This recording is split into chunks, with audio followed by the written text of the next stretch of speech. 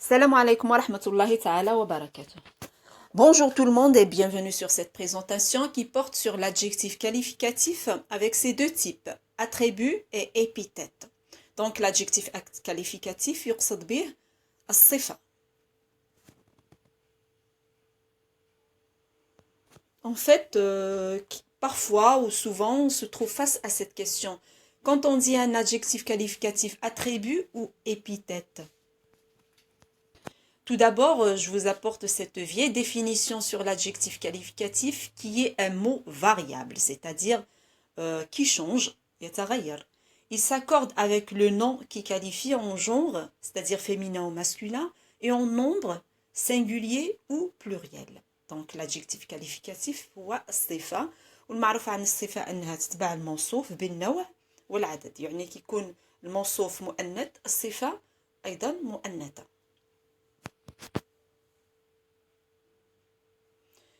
C'est donc, je vous rajoute une petite précision sur le mot qualificatif, qui veut dire qu'il nous apporte une qualité au qualifiant, que ce soit négative ou positive. يعني qualificatif هي qualité صفة تمنح الموصوف يمكن أن تكون سلبية أو إيجابية. Pour plus d'éclaircissement, on passe aux exemples. Le premier exemple, la gazelle est jolie. Donc la gazelle c'est un nom féminin singulier et c'est un verbe d'état. Jolie c'est un adjectif qualificatif attribut. Donc sur cet exemple, pourquoi l'adjectif joli il est attribut? Tout simplement parce qu'il est devant un verbe. Ici dans cet exemple, le verbe c'est le verbe être conjugué au présent. C'est le verbe est et j'ai bien dit que c'est un verbe d'état. Ce n'est pas un verbe d'action parce qu'il n'exprime pas du tout une action. La gazelle ne fait pas une action. La gazelle, ici, c'est un qualifiant. Il y a mon sauf. Je pose la question, la gazelle est comment? La gazelle est jolie. Il y a jamila. Donc, c'est un attribut. Le deuxième exemple, la jolie gazelle. Là, c'est un article défini féminin singulier. Joli, c'est un adjectif qualificatif épithète, attention. Et gazelle, c'est un nom féminin singulier. Donc, pourquoi l'adjectif dans cet exemple, il est épithète? Voyons bien qu'il n'y a pas un verbe entre l'adjectif et le nom, qui est le qualifiant. Ici, c'est la gazelle.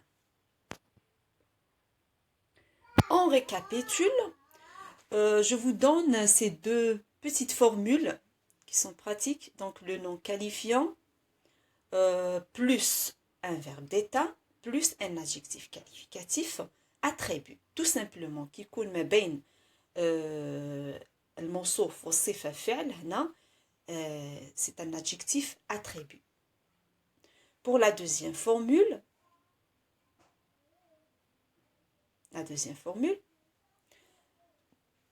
donc, un nom qualifiant plus adjectif qualificatif épithète. Voyons bien qu'il n'y a pas un verbe d'état entre le nom et l'adjectif. Donc, il s'agit bien d'un épithète. Adjectif, épithète.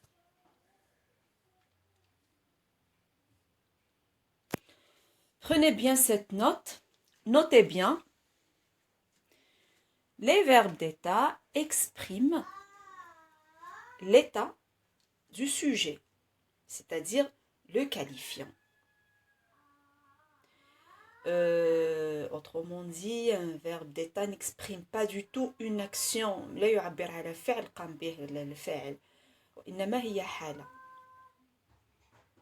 Donc le verbe d'état, c'est le contraire, l'antonyme. هو عكس un verbe d'action. Voici quelques exemples, bien quelques verbes d'état. Être, sembler, rester, paraître. Être, يكون, يظهر, يبقى, يظهر. Voilà. voilà, j'espère que cette petite confusion est levée et dorénavant, vous n'allez plus confondre entre adjectif attribut et adjectif épithète. À très bientôt. Au revoir.